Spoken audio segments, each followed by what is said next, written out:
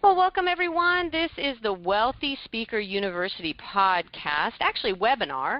I'm your host, Jane Atkinson, and today we're talking to Robert Stover about how to expand your platform, expand your reach, expand your impact, and of course your bottom line. Now, Jen is sitting in the chat room, not literally, standing by. If you have questions, pop up as we go. Jen, I think you're going to mute yourself there. She's saying hi. We'll do our best to accommodate your questions, and we'll likely circle back to the questions closer to the end.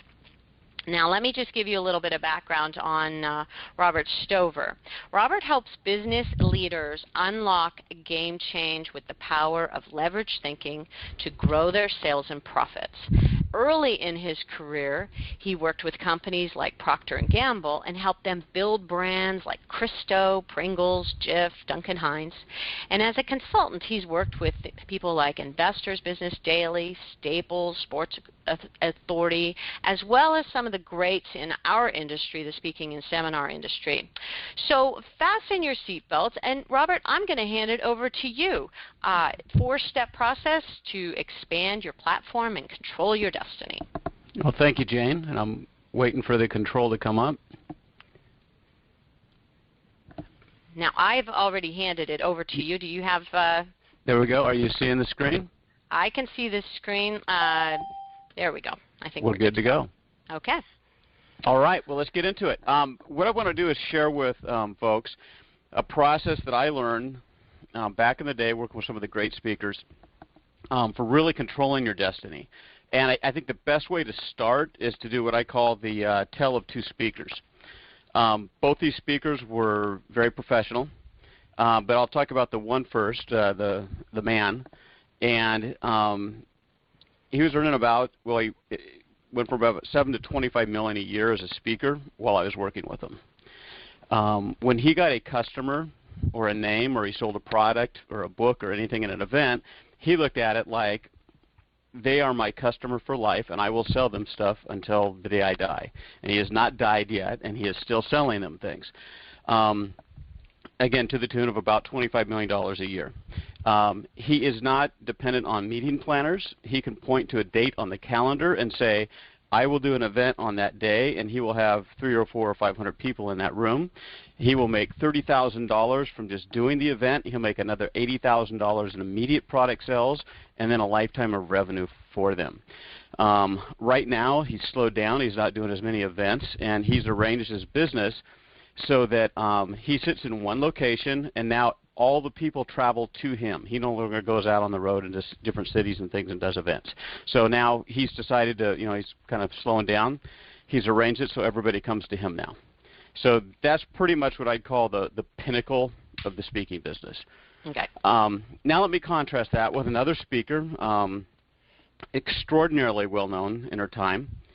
And again, great speaker, great person. But she had a different view. Her view was, I go out and do speaking, I may sell product at the back of the room, and then I go do another speaking gig. And to do her gigs, she relied on meeting planners and booking agents and all of that kind of thing. She'd heard some of the stuff that I've done with we'll call him Mr. Big. She'd heard some of the stuff, and so I came over to talk with her about growing her business. And as we sat down, we started talking about the potential and kind of this mindset of creating this customer list and customers for life. And they happened to mention, oh, we've got 1 million names of people that we've sold stuff to. So in the world of marketing, a lead's one thing. Somebody you've actually sold something to is an incredibly valuable commodity. And as a rule of thumb, they say it's $1 per month per customer that you have. Ooh. So as we were talking to her and her husband was sitting there, he goes, well, we had 1 million names of buyers.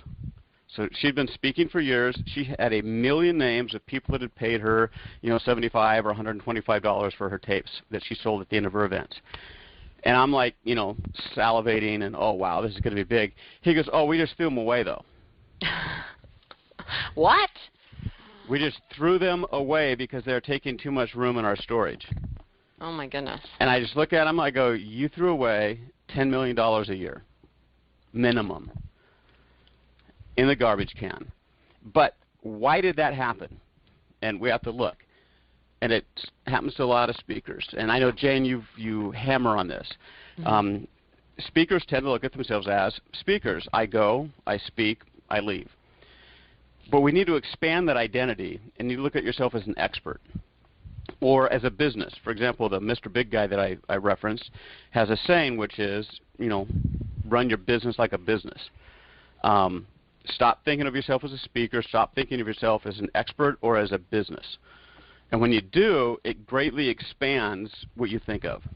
And so today what I want to do is show you, it's simple really, the system. It gets detailed and complex, but the overall process is pretty simple on how do you create a business as you're going forward. And there's 4 simple steps to it. First of all, you have to attract people to that business, whether that's through all of your social media things or through speaking or whatever, or selling product. You bring people in. Next, you capture them. Okay, they're attracted to you. Next, you have to capture them somehow. You have to get their name and addresses. You have to get their emails, etc. Once you have them, then you need to nurture them and take care of them, and then you can sell them for a lifetime as it goes forward. So it's just very simple: attract, capture, nurture, sell. So what does that look like in reality? In reality, in today's world, this is what that looks like. I didn't pay him to do this, by the way, everybody, just FYI. Yeah, she said she'd give me a free recording of this call if I did that. So it's Facebook and Twitter and Google Plus and LinkedIn and Pinterest and radio and advertising and direct mail and guest blogging and SEO and speaking and everything else are ways that you generate and attract traffic. And then today, instead of primarily getting name and addresses, physical name and addresses, we're coming into kind of a digital space where we come to the website as the ground zero, and it's there that the capture takes place. Next, we move to nurturing them, and today, in the old days, there was one way you nurtured, and that was a physical newsletter. Today, it can be videos that you send out, it can be newsletters and white papers, it can be podcasts, and it can be emails that go out, as well as physical mail still that can go out and do it. So there's a lot of ways that you nurture, and then you can sell them more stuff. And this is Jane's world with the coaching, the books, the courses, seminars, webinars, consulting, and everything else that you can do. So in reality, the simple kind of gets a little more complex there. So why don't we take a look today. We're going to talk about primarily capturing and nurturing. And now the obvious question is, why am I not starting with the attract? 2 reasons. One, the attract is an entire hour or several hours in and of itself. It's a huge topic right now in today's world. And then secondly, a lot of you out there are already getting website traffic. You're already doing speaking. People are already coming to your site. And without a good capture system in place, all that's lost. So you can do the best job in the world attracting, but if they come into your site and it's not set up to capture and you're not set up to nurture, it's all lost. So we're going to kind of start there and take it. All right, let's look at capturing. Your mission nowadays is to capture emails. The prime way we do that is with a website, and instead of old direct mail type ways. You have to ask, what's the purpose of your site? And this is where we get to identity. We talked about speakers. In preparing for this, I went out and looked at a lot of speaker sites. Many speakers have not made the shift from speaker to expert or business person. And so the sites serve the valuable purpose, especially for meeting planners, as an identity site. They go out, it's a brochure, it gives video of them, it has their picture all over the place, but they fail when it comes to capturing and nurturing leads and creating relationships. I'm not going to mention names, but I saw some I was actually shocked. I saw people that were actually teaching people to grow their speaking businesses that had very poor methods of capturing and nurturing.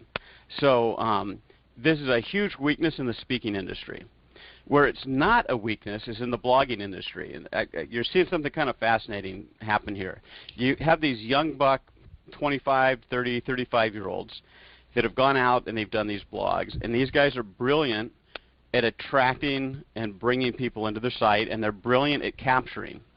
By accident, they're now getting all of these speaking gigs coming out of it. So they don't see themselves as speakers. Speaking is just actually one of their sub things that they do, and it comes, I use the term over the transom, it just comes. People ring them up or call them and go, hey, do you do speaking? And so eventually they throw a speaking button on their site. They are nowhere as good of speakers as probably anybody on this call. But because they've built this machine, the speaking and the control that they have over their audience and their list and being able to reach out and being seen as an expert is bringing the speaking automatically. Here's what your site should not do. I'm going to get this one right out of the way. Your goal when people come to your site should not be to get them to go out and like you on Facebook. When you do that, whether you send them out to Facebook or to Twitter, and I saw a lot of speakers doing this, you come to their site, it's like, hey, connect with me on Twitter, hey, connect with me on Facebook, and that's kind of the prime thing that you see when you go to their sites. And when that's the prime thing, that you're not getting their emails. But what you're doing is giving all of their information over to another third-party corporation like Facebook. Some of you may know, if you've been working Facebook, that about 6 months ago, Facebook changed their algorithms. And for anybody with a fan page, and a lot of businesses spent millions of dollars getting people to come out and join them on their fan pages, they said, well, we're not going to put your posts anymore into the feeds of your people that have liked you. You have to pay to have that happen. So they just took away access to your own customers. Yes, Jane. I'm gonna give a collective boo for the people who are on the line with me because I feel the pain with them. You know, when you post something, it's like 23 people saw this post. How depressing is that? I have 6,000 people and they showed it to 23 of them. So a collective boo goes out to Facebook for that, Robert. Sorry, continue. That's my little rant. No, it was bad. It was. Yeah, I knew people with 20, 30, 40, 50,000, 100,000 names. They'd work their tails off to build that because it was a great way to communicate with people and build friendships and community. And just in a snap of a finger, it's taken away. And so we don't want your business taken away from you by the whims of a 20-something-year-old billionaire, right? Yep. So I just want to really, like the exclamation point, nothing matters unless you are capturing their emails today. And I'd say as a side thing, if you want to capture the names and addresses, their actual physical addresses, that's okay, obviously, but it's a lot more expensive to reach them. But either of those will leave you in control of your destiny. Facebook and Twitter will not.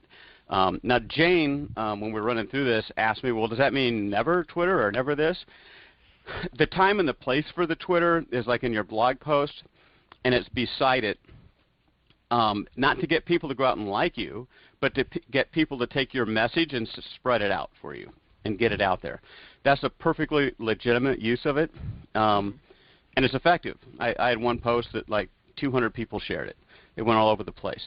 So that's awesome. We want that to happen. But don't look at it as I want to drive them out. Now, the time to get them to connect with you in the social media is after you have your email. And we'll talk a little bit about that a little bit later on here. So if we're going to attract people and if we're going to capture, there's something we have to get very, very good at. And what we have to get good at is bait. We have to get good at knowing exactly what our customers want, need, crave. It has to be something top of mind to them. And so you have to get very good at knowing what customers crave top of mind. And there's a couple ways to do that. I'm going to hold off on that, Jane, and we'll circle back if people have more questions on that. Yep, and one of the things that I've been starting to call the bait is the magnet. Over the past time, I've called it dangling a carrot. I mean, there's all kinds of different ways, but I think bait is a great idea, and it kind of takes you a minute to kind of catch up with what's going on in this picture that we're looking at, the girl in the boat. And I don't want anybody to think that Robert's coming at this from anything at all sexist. I know that he used a male-female example at the very beginning. It happened to be the female who wasn't doing it as well. That was just a coincidence. It could have easily been the other way around. So just FYI, this is not coming at things from I looked at this I looked at this cartoon through new eyes, Robert, and I just wanted to make sure that we weren't intending anything sexist here. No, it was nothing but a poor attempt at humor. Okay. No, and in the beginning I should have made a disclaimer that some women do far, far, far better than many men in the speaking industry. Not all women wear dresses in the shape of the stick figure, and not all men only wear pants. Some do wear dresses. So, I should have made all of the disclaimers there on the There you go. Okay, we're up to speed. All right. So we got to get good at getting bait. And as a general practice for doing that, I'm just going to leave this as a mindset for you to consider, and we can come back on later and talk about it if we need to. But you have to find out and discover what they crave, and you have to take a look at what you offer, the features and functions of it, and turn it into benefits, and then match those benefits and promises that you deliver with their cravings. And that's usually where you find your best point, what I call the point of contact for your bait items and things like that. So, and that would go on the attract site as well in that talk. So we're going to create bait. What does bait look like? First of all, white papers of all kinds. Something that's really working well, and it doesn't seem like it would. Just intuitively to me, it was like, well, that's not as good as a white paper. But list of resources, like my top 20 tools on productivity. And if you're somebody they look to and respect, that's actually they're discovering is almost more attractive to people than things like a more comprehensive white paper. And ironically, it's much easier to put together. And some other, the Speaker's Black Book, Emotional Habits Checklist. I just made that up. Video. On the videos that tend to be working well as bait, they tend to be very short, 2-3 minutes, so that people know they're not going to be a long time. There's an exception to that, and we'll talk about him at the end, where he does 5 or 6 45-minute videos in a row that people sign up for. But he's insanely successful with it. Video is also natural for speakers. I mean, my word, if you've seen some of the video that the bloggers do, you just like roll over as a professional speaker. But it comes off as authentic, and as a speaker should be able to crush them as far as the professionalism and the quality of your speaking and presentation. Audio still works. Those old MP3s or podcasts. People like working out. They like driving and listening to things as it goes. So I just kind of made this up, my exclusive interview with a millionaire who's never revealed this secret before. Something that Jane did, a lot of speakers do, a lot of authors, which is a free first chapter of the book. I think James was a sneak peek. 3 chapters. It was a big chunk, actually, so I almost gave the whole book away. So yeah, so there's examples of bait that you can use and things like that. This really is, if you're listening and you haven't done this yet, this is your first step. You have to find, okay, I've got traffic coming. I go out and speak at events, and people look me up on the website, or I get their business cards and stuff. What bait can I give, and what should I offer? This should be just your very first step that you do. So the next question goes, okay, great. I've got this real hot piece of bait. Where do I put it on my site? And the answer today is everywhere. And you'll see things that are above the logos. Real common right now is the just dead center on the front of the site, where people are going, well, forget all the stuff about my company. I'm going to stick my bait right there and get them to capture first thing they see when they come to the site. Within post structures, on about pages and things, at the bottom of posts, and in sidebars. And we'll show you examples of all of this coming up here. Here's a great example some of you might have seen. So right off the bat, right sidebar. I would suggest for anybody just starting out, if you haven't done this aggressively, if you're just kind of getting the blog going, right in that upper right corner of your blog on the right side is where you stick it. That's been historically the most successful place for a piece of bait. So in some cases, this question just came in, Robert, in some cases it might be different kinds of bait, right? So in this case, I have a sneak peek of the book, but I also have a larger piece of bait at the top. Would you recommend people doing several different types of bait or the same bait? Several different types, and we'll discuss, I'm going to show a new method that's, I'd say it's just to come out in the last 6 months. Okay. And it's in a few slides here. And it's a kind of a whole new mindset on bait, and it's doing incredibly well. And we'll actually discuss on when to use different bait. And this one's going to be worth the price of admission, people. this next little tip that he's going to share. I can't wait to hear it. So it's coming up in a few here. So Okay. here's another example of a right sidebar. This one's gotten me about, I don't know, 2,000 people have signed in for that, the Little Black Book of Copywriting Secrets. Nice. That's another side project I had going. Again, right there on the right sidebar, it's a great place. It's historically proven. Mm-hmm. There's a little bit of fatigue, but if I were like starting somebody out from scratch, or I were starting from scratch, that's the first place I'm slapping my opt-in on my very first attempt to capture. It's going to be right there. Okay. Here is more and more common, which is you come to the site and bam, the major opt-in comes right off the bat in the top in the banner. Here's another example, one that I'm using, doing the same thing, little different look, using a video intro on that. This is a little bug that goes at the end of your post, and most of the bloggers currently use this. I was surprised at how many people will opt into this versus into my sidebar for the piece of bait. So a lot of people, it's like, well, I'm not signing into anything. It's almost like emails are coming like gold now because people are withholding them so much. And so what they want to do is know, well, what do you got? I just don't want to give you my email anymore because you're going to hammer me. But after they read an article and they're like, wow, that was insightful, then they'll join your list. And so almost everybody's putting these at the bottom of their posts now and articles and things like that, and it's a very effective way to get.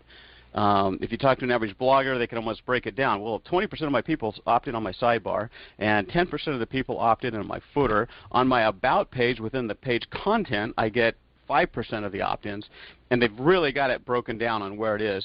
But it comes down to you should have these opt-in things everywhere on your site, many opportunities for people to engage. So Robert, one of the reasons why we decided to do this particular webinar was because you are a master researcher. I mean, you really know your numbers, and I would encourage everyone to be more up to speed on their numbers.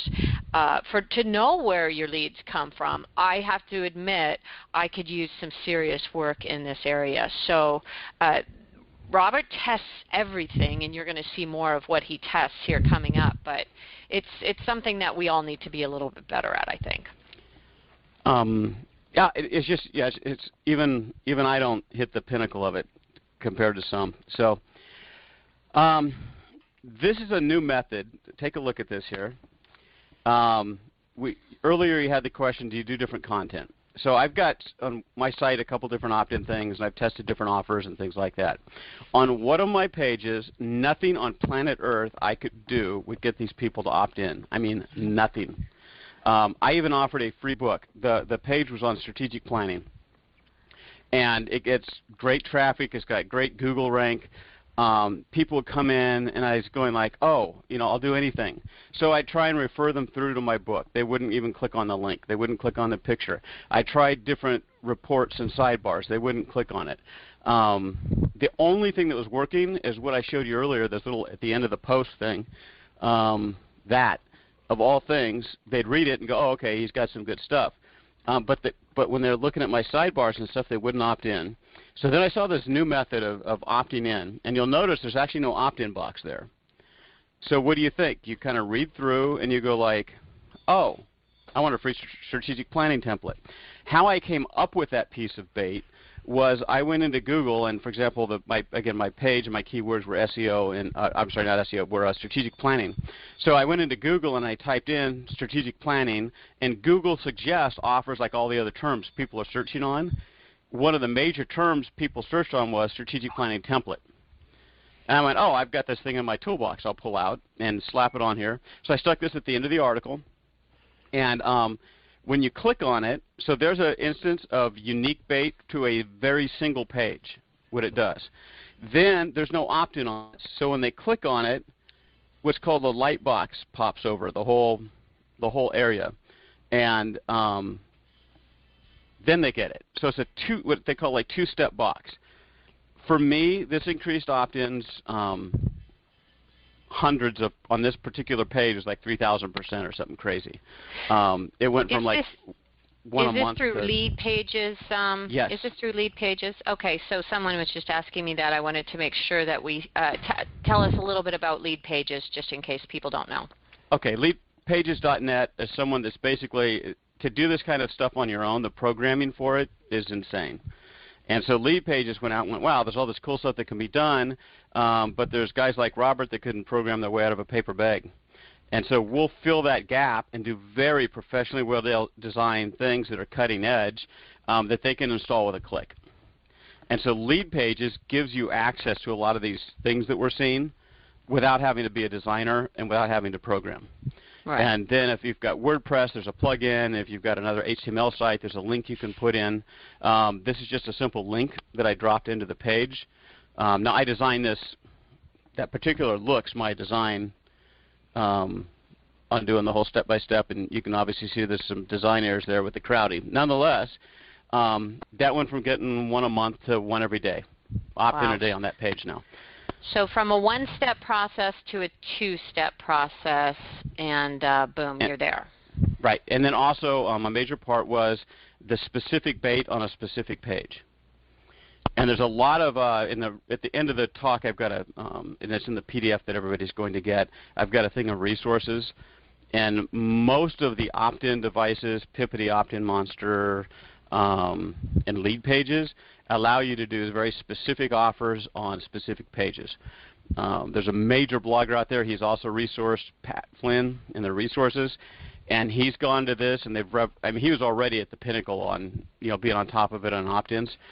And these have multiplied his opt-ins massively by going to a two-step process and specific content on specific pages.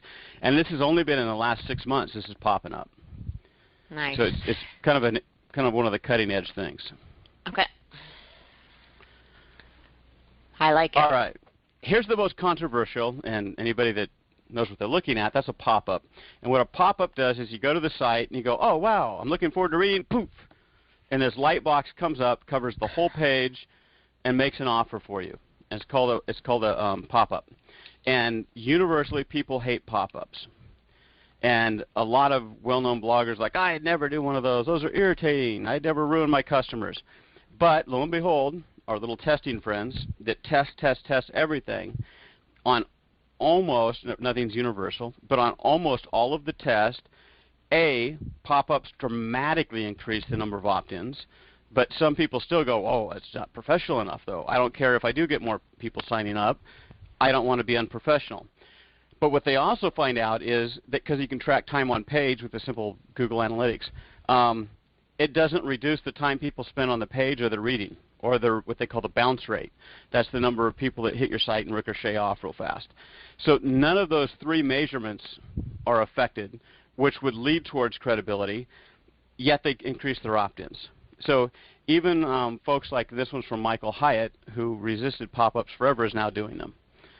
And then also, as a piece of bait there, you notice his toolbox. A lot of guys are using toolboxes, which are nothing more than a list of resources or something page for opt-in, and it's working very well. Nice, nice. Hey, question. When you pull people in through different types of baits, and I think I know the answer to this, especially now with Infusionsoft, do all the baits lead to the same, say, MailChimp list or autoresponder, or in my case, tags? I mean, it's going to depend on what system you have and what you do with people, right? Right. As you get more sophisticated, you can parse it more. Right. Done. I'll show you an opt-in page that I was doing where I driving everybody that they all saw different stuff, but they all ended up in the same place. Nice, okay. Call it the lazy man's way to testing. Okay. So yeah, as you get more and more sophisticated, more and more traffic, and this is starting to pay, then you can invest in tools like Infusionsoft that allow more of this parsing. And what some of the people like in MailChimp or Aweber do is actually create separate lists. So okay, here's my strategy list, and here's my growth list, and here's this list, or things like that. That can get unmanageable in a hurry, especially when you're first starting out. So yeah, it's very effective the more you can parse people down, because you can make very specific offers to them and sell them different stuff. But to start with, I wouldn't worry about that to start with. Gotcha. All right. So if pop-ups bother people, these should really send them over the top. What these are, it's a pop-up, but it's a gateway. You can't make it go away very easily. So, for example, here's one Jerry Cowper's using that on social triggers right now. Neil Patel, also resourced on QuickSprout, has now gone to these, and they call them gates. So they're not going to let you into the site unless you make a decision. They won't even let you see the info. Wow. And what's even funnier, and this is probably going to make people cringe, like, oh my word, that's so unprofessional. Look at the no thanks button. So unlock access. Oh, I want to see it. No thanks. I'll stick to my gut on how to grow my subscriber base. Wow, he's insulting them. Yes. And Neil Patel, no thanks. I've got all the SEO knowledge I need. Oh, so they've great. actually gone to insulting the people. And again, these guys are testing fanatics, and it is working. So I'm just throwing it out there. A lot of people won't want to do this. I don't think we'll see this on Jane's site tomorrow. But it's something they're doing. And then also a lead pages or something. You'll notice this is a two-step. If you go unlock, it would pop up another box to opt in. So they're still using the two-step methodology. The other major ways you get more sophisticated at attracting people in is you actually bring people to different pages. For example, I might do Facebook advertising on a very specific report or a piece of bait and bring people to a very specific land page. And again, what you're looking at are from the leadpages.net, where you used to have to custom code these all yourself. Now they do them for you. And so you get these really professional designs and things. And then something that lead pages everybody's just pounced on are their webinar pages are incredibly well designed. And they're already synced in with GoToMeeting, and once you sign up, it gives you calendars and events and reminders and all sorts of stuff. So anyway, so as you get more sophisticated, you drive your traffic to very specific pages with specific offers. And also, as you get going on nurturing your list, there are times, we talked about earlier about dividing out your database and having them to go to different lists. A lot of the guys will create different lists. So once they've captured somebody in on the main funnel, they'll then isolate them off by going, hey, would you like this piece of bait? For example, on getting booked more often, or on improving your stagecraft, or that. And those become different lists that they pull people into and make different offers to. So that's all cool. Here's the bad news. It's all a hypothesis, and that means a guess. So as good as you are at going out and lining up bait and all of the other stuff, you really don't know what's going to happen. So in the first phase of this, if somebody's just starting out, just use your best hunch and get a piece of bait up on your page to capture somebody, stick it in the right sidebar and be done with it, and you'll do better than you've been doing, and you'll start growing. As you get more sophisticated, you realize, oh, wow, that choice of picture or headline or whatever was just a guess. And I don't actually know that's what's going to work the best. And what they often find in these tests is one small change will outpull another one by 300% or more. And you'd think like there's no way. But I'll show you one. There is a way. But it's pretty crazy. So what do you test? Everything, but right off the bat, your offer, your main bait, is your main test. So that would be first. Second to that would be, well, how do I headline it? How have I made it look? What's the design of the report, the pictures of it? On Facebook advertising, the pictures more than the copy. It's kind of like turned around from every other form of advertising. The pictures are more important than the copy. We get into button color. When I say, hey, join now or click here.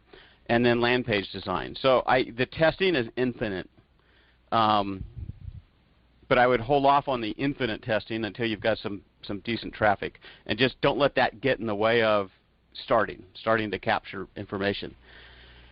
Even the words, Robert, like the words that are on the buttons, the free access is such a powerful phrase versus sign up for my newsletter. That's what I see almost all day, every day.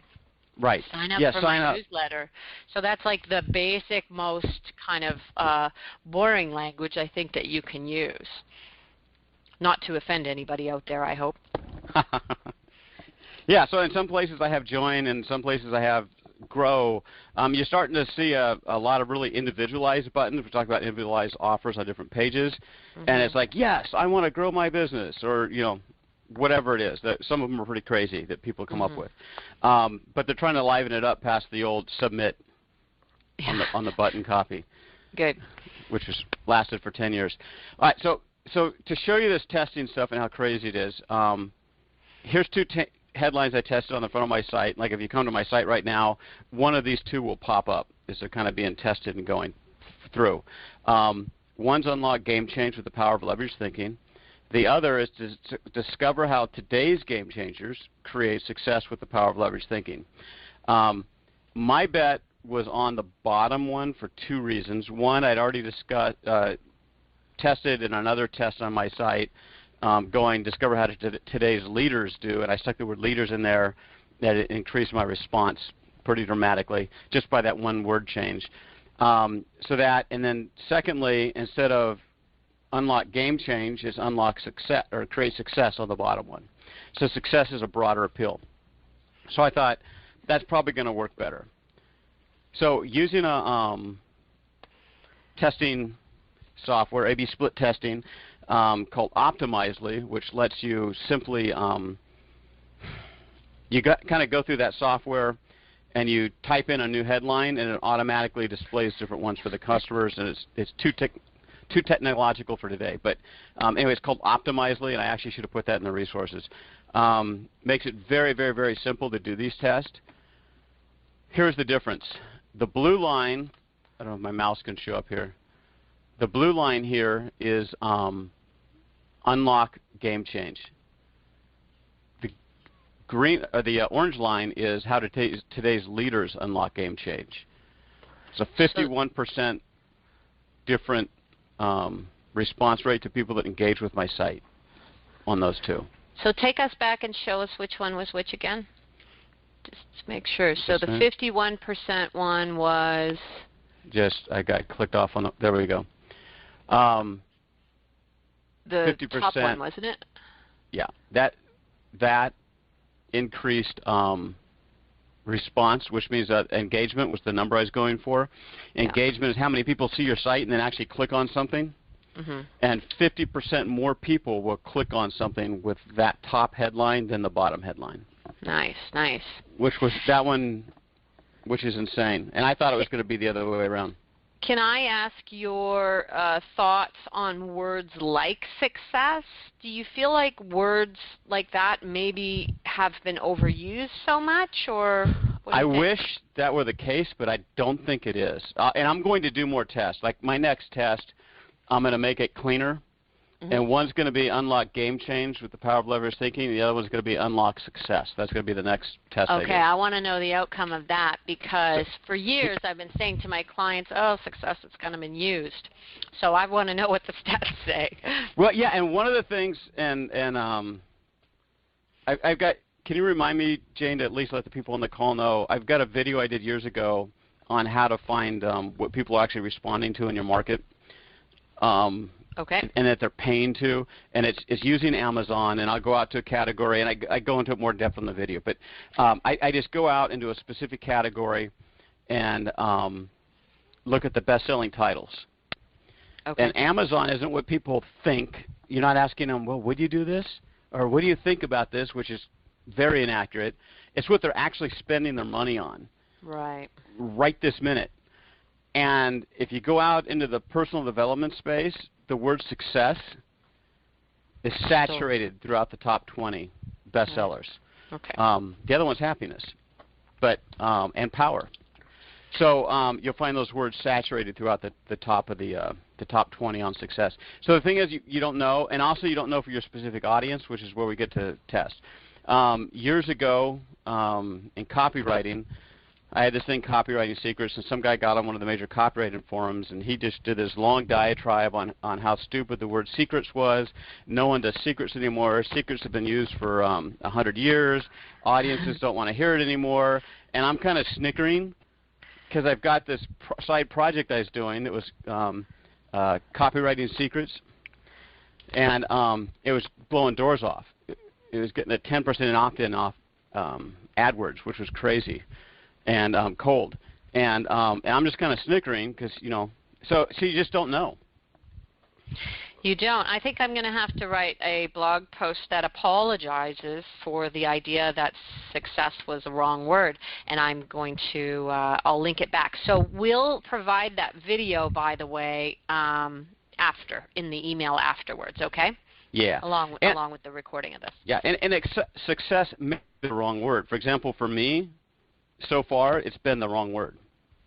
Okay, right. For this audience. So a lot of it depends on the audience, and then a lot of it just depends what you back it up with, where we get into promise and proof or mechanism. And so everybody's heard success, success, success, but if it's some really unique way to get success, then it brings it back up. So okay, fair enough. Anyway, beyond the scope of this little chat here. All right, so testing. Again, Optimizely, and I failed to stick that into the resources. If you could make a note on that, Jane. Okay, so Optimizely and video are our follow-ups. Yeah. So here's another little test. So that headline one, you can go, well, that was a pretty dramatic difference because it was an entire headline, and one had a lot of words and one had a few words.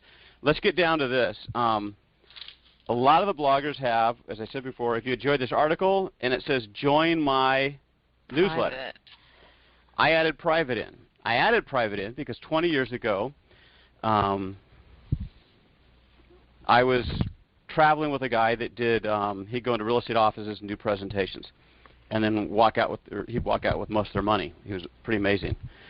But one thing he'd say is, if you want to join my private newsletter, and back then it was physical, but he used the word private, and it was insanely. And so I wondered, well, I wonder if that'll work in this digital age.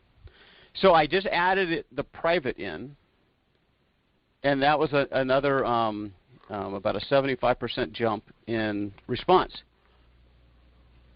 Nice, nice. So how crazy is that? Off one little word. And again, I use that Optimizely to figure that out because it just, as people come to your site, it displays one version versus another version and watches their behavior. So just simple little things that you can test. That one's pretty small, but made a big impact. I'm we already making talked about a list this of one. changes. I'm making a long list of changes here for my team.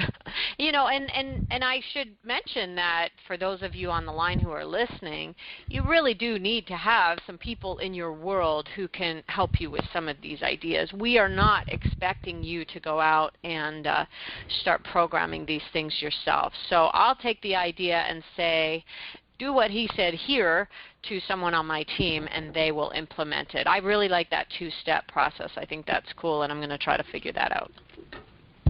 Yeah. So I already mentioned earlier and spilled the milk on this one, or was it spilled the candy in the lobby? So the beans, whatever. Yeah. So I already talked about this one earlier, but using this two-step process targeted to a specific thing, like I said, it was like you know 3,000% or so, going from one a month to one a day opt-in on a page that was, I'm a testing fanatic and I couldn't break that nut, and that did it. So there's again, one of the fun things I do is test report covers. The first two of these are actually the exact same report, and I just skinned them and retitled them different. Nice. To see. So, and I just did it, just using I think Pages and Mac, just a basic romper room little page layout. Go out and look at top-selling books and mimic their layout look. And you can, if you think about something, you can actually name it a couple different ways. There was a guy back in the 20s. They're called the Little Blue Books. I don't know if anybody on the call knows about those. But this guy sold millions of dollars of these little 10-cent books. I think he got 10 for $1 or something that you'd buy. And what he started doing was changing the titles of them. And he noticed when he did, one would go from selling nothing to selling $30,000 a month to the newspaper and whatnot. So one was called The Lost Fleece, and he renamed it The Blonde Mistress. Same book. And obviously the Lost Fleece lost badly. So just by changing the titles of your reports and your books and things like that, and I've tested all of these going, there's another set of tools out there. Optimizely lets you quickly do A/B split tests. There's another set of tools out there called heat maps, click maps, scroll maps that show you how far down people scroll on your page and things. They're incredibly informative. For example, with a scroll map, using colors kind of like on here with the bright and the dull, it'll show you how many people kind of fade out on your page and where they're fading out. And so you can go, oh, wow, I'm getting a lot of traffic to this one page or to this one blog article through SEO, but they're only getting halfway through it or a quarter way through it. Can I drop a picture in it or do something to make it more attractive to them so they keep reading and stay on the page longer and Google likes me more or it gets them to engage more? So on this particular one that you're looking at, it's a click map that shows what people actually click on. And like I told Jane, I could give this to my 7-year-old and she could tell me what 2 things I should probably fix on my site. Instead of using advising like everybody else, I wanted to be, coaching, I wanted to be unique. So I put advising. And you can see the results. Is anybody clicking on the word advising? No one. So what's going to get changed? Advising. And it makes it visual. But because consulting's not getting clicked on either, what are you thinking about putting there? I'm tempted just to go to a store. The one that actually gets clicked on a bit is the store. And you know, I'm kind of doing the Mind Gear thing. So I'm also going to play around with just putting gear. And I thought I was the only guy that ever thought of that, and then I just was out researching this and saw Tim Ferriss on his blog uses gear. And then under the gear, it can be, you know, the books and the tapes and resources like services and stuff. So yeah, consulting is on the chopping block as well, and so both those will be tested. Using it optimizedly, I can change the name of all these different things. If you'll notice also, and this is real critical, that About page, you can't even see it. It's right next to the Home button, is the most clicked on button on my site when people come in from the front page. So people are really wanting to kind of know who you are and why you're credible. Is that what you think that says to you? Yeah, or they'll read the, you know, you think about what you do, you being the universal you, and you go to a site and you read an SEO article. You know, I mean, you do something in a search engine and you read an article and go, oh, that was pretty good, but you don't know if you trust it or not, and who did it, and what's it about, and is this for real? And so you go to the About button to go, you know, who the heck is this guy? Right. Okay. Let me ask you this question coming in from Jen. I hope I get this right. Speakers tend to want to attract event coordinators for their marketing. This method seems to capture many. Is the thought to capture many and have your name come up in conversations and sharing with event coordinators, or are there specific suggestions for capturing just, you know, your market of event coordinators? So you're going after leaders with your market here, correct? Business owners, business leaders is my market. Right. So again, my goal, I know there's some people, if your business model is only meeting planners, then it should be built around that. Right. If you're never going to expand past that, I wouldn't force some of these tools upon you. And so then, but the maps and knowing what meeting planners are looking at would absolutely be valid. Like, oh wow, the meeting planners come to this page on this speech, and my scroll map tells me they're bouncing right off that sucker. So it's not capturing their interest. So some of these tools would be very specific to that market. Right, but the validity of A/B split testing still stands. So that brings up a different question. So way back to the beginning where we were talking about, do you want to be trading your time for money and be a quote-unquote speaker, or do you want to be building a platform, as Michael Hyatt says, and really be pulling in people into your network to sell them things? When you are trying to market on your website to, say, 2 masters, that master, one would be the decision maker / meeting planner, and the second one would be the tribe that you want to pull in. How do you balance that? Do you have 2 different magnets maybe, or 2 different baits? Like if you're talking with meeting planners, I'd send them to the page, you know, meeting planners. And I might have, you know, like meeting planners only button or something on my, like that consulting thing that's failing. Right. I would stick meeting planners or meeting planner ? Right. Go here. So they call it directing traffic. So what my site does, or at least attempts to do here, is directional. So if you come in here's my book, and I just stuck that on there for credibility. Here's about strategy, which was my emphasis up until I've been working with Jane, and we're switching lanes. And here's my consulting work. And so you're kind of siphoning people off. And so if you're trying to build, let's say I'm just doing 2 audiences, and I'm trying to bring people in from the general business community, but also meeting planners, and I'm doing a lot of prospecting with meeting planners, then absolutely one of the major buttons, and it's at the minimum in the navigation, will be, meeting planners button. Gotcha. And then all the information there is what they find tasty, not what the general community. But you want to siphon them off into their own area. Mm-hmm. Don't try and sell everybody on the same page the same thing. Good. That's good advice. Thank you.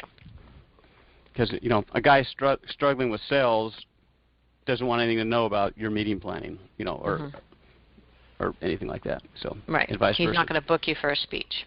Yes. Yeah. Okay. If people don't have it on their site yet, Google Analytics is, like I said, getting a opt-in or capture, and you're kind of on the right-hand sidebar in the upper right hand is step number 1 with some kind of bait that you think of. The very next step, if not the first step, is putting Google Analytics on your site or having somebody do it for you. It's just a snippet of code you drop on the site. Google Analytics, before it was Google Analytics, was a $10,000 piece of software. And the amount of it, there's just no time to go into the amount of analytics. It tells you where your people are coming from, which social media channels are coming from, which other websites are referring them to you. It tells you which pages, what content they're nibbling on. It tells you how long they stay on those pages, and it gives you a content flow. Like, people tend to come in on your strategy planning page, then they go to your vision page, then they go to your about page, and then they exit. So the amount of information you can get for free is insane with Google Analytics. Yeah, I think that studying, putting it on there is one thing, but then studying it is another one, and knowing, even what countries people are coming from, what keywords they're searching on. It's so important. And again, I need to pull up my socks. So thank you for the kick in the butt here. So at this point, we kind of transition to how do you nurture people, and I see we've got like 5 minutes left. So Jane, what's your call on? Do we go into a little bit on nurturing, or do we save that for another chat? Well, why don't we go like 2 steps into nurturing? Actually, I want to just check and see if we have any questions. Let me go ahead and open this up. We did a really on purpose, very small call today because we wanted to really test this platform. So hang on a second. Let me just see if we can't just open it up and go from lecture to mute off. Okay, so I'm just opening it up to see if anybody would like to ask a question to Robert. If you would like to, just say your name first and then go ahead. Anybody brave enough to step up to the plate? Jen, do you have a question? Yeah, this is Rob Peters. I'm the founder of Standard of Trust Group, social credibility consulting advising firm. Just want to say, fantastic job. You feel so ignorant about little I know about capturing leads on my website. Well, thanks, and I'm ignorant about a lot of other things, as Jane has pointed out to me. We all have our holes in our strategy here. Robert, any questions? I signed up on your email list, and I'll definitely reach out to you to see how you can help me take my business to the next level. So perfect. Thanks, Robert. How about Jen? Anything from you? Oh, she's probably muted herself. Oh, you know me, Jane. I have like 100 questions always, but okay. I'm anxious to hear a little bit of the nurturing. Okay. So you want us to get to just a couple of slides there. Anybody else before we go back over? Okay. Well, I'll tell you what we're going to do. We're going to get a little bit into nurture, and then we're going to do this again and kind of expand. You could see how much information that Robert has for us. So we'll give you some time to kind of work with this and process it, and then we will maybe set up another one of these. It's going to be a while before I'm anxious to get with all this technology again, because these whole things make me a little bit nervous. Okay, hang on one second. We're going to go back into lecture mode. One second.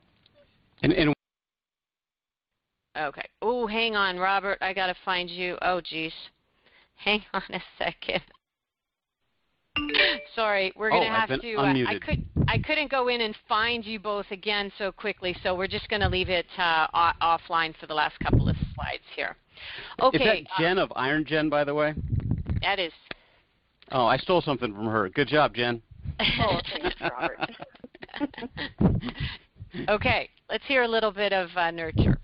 Okay, nurturing. There it is. There's a simple process on the nurturing, which is obviously you have to get them to opt in. There's a confirmation to that opt-in. During that, then there's a first welcome.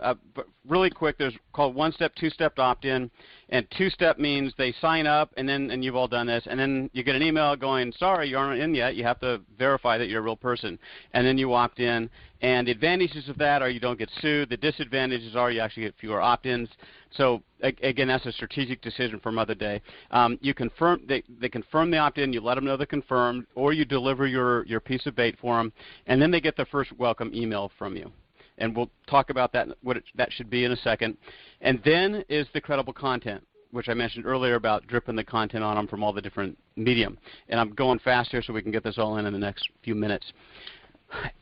Easy way, right off the bat, they opt in. You send them an email that goes, thanks so much for opting in. Here's your free report on, I don't know, 30 ways to be a better-looking speaker. And by the way, I'm always working on new blog content, and would love to hear what your biggest issue or what your greatest challenge with speaking is. Quiz. And I always look at my email and answer back, so shoot me an email, and I'd love to hear. So once upon a time in the early days of the Internet, guys would do this. They'd run an AdWords campaign, and they'd drive people to an opt-in. As soon as they hit the opt-in, they would get a survey which goes, what are your 3 biggest questions about raising guinea pigs? After doing that for 2 weeks, they'd have about 100 questions, which they would then just quickly answer in a report. And then when people came from that AdWord, they'd go, hey, here's 200 of your guinea pig questions answered. It's this and it's that, and how long to feed them, and how long they live, and what never to do to a guinea pig. And people would buy that stuff like crazy. That was their method of product creation.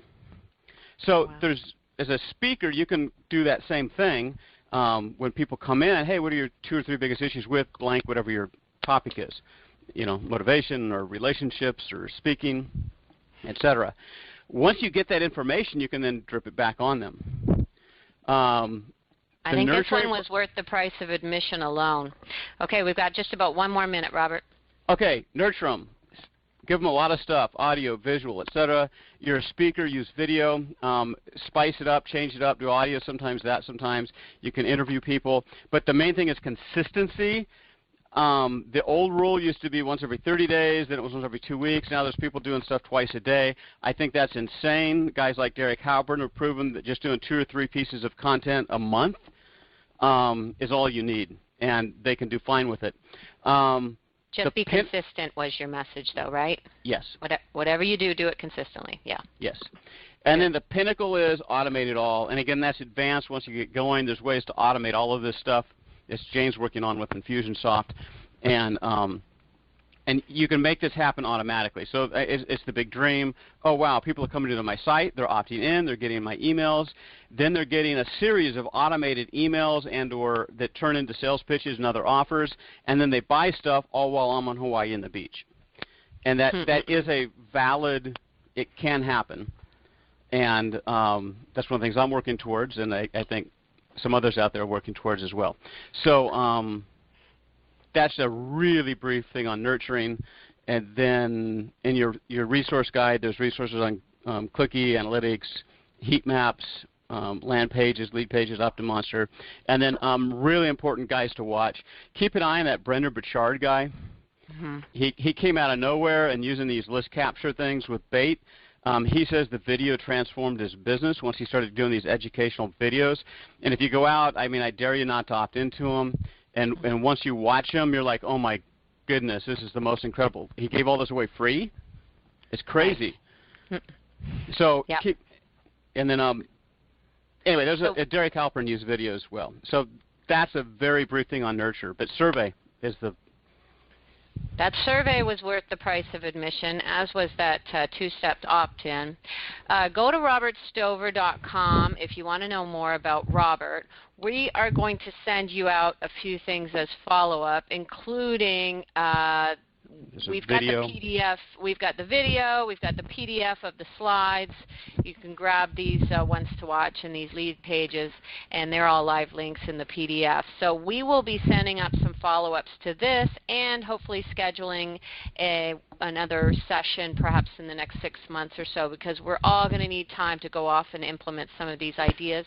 Robert Stover, thank you so much. I appreciate you taking the time out of your busy schedule to be with us today. And for those of you who have come on the line with us, thank you so much for your time. And we will say, see you soon, wealthy speakers. Bye for now, everybody.